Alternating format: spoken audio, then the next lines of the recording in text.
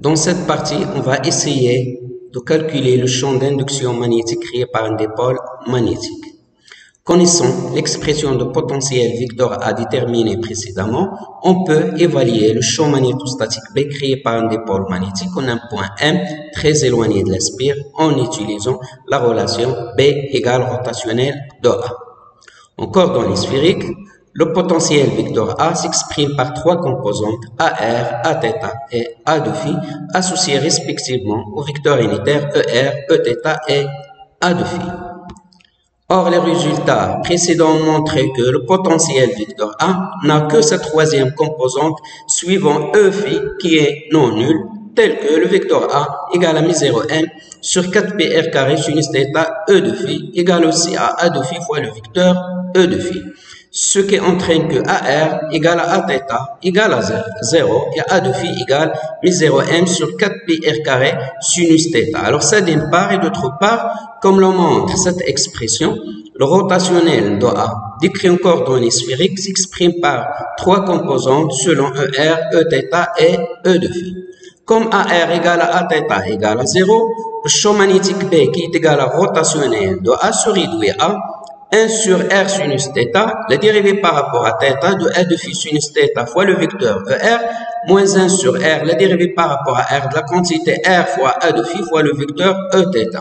En calculant la dérivée par rapport à R et par rapport à θ, le champ magnétique s'exprime par deux composantes sphériques BR et Bθ telles que B égale à BR, ER plus Bθ, Eθ avec BR égale à mi0m sur 4πr3 fois 2 cos θ et Bθ égale à mi0m sur 4πr3 sinus θ. Alors, procédons de la même manière que le cas du potentiel vecteur A, on va essayer d'exprimer le vecteur champ magnétique B en fonction du vecteur moment magnétique orienté selon le vecteur unitaire K avec K égale à cos θ E de R moins sinus θ Eθ. Pour ce faire, ajoutons et retranchons le terme cos θ à la quantité M, facteur de 2 cos θ ER plus sinus θ Eθ, ce qui donne M facteur de 3 cos θ E de R plus sinus θ Eθ moins cosinus θ fois E de R. Et comme le vecteur unitaire K égale à cos θ ER moins sinus θ Eθ, cette relation devient M facteur de 3 cosinus θ fois le vecteur ER moins le vecteur unitaire K.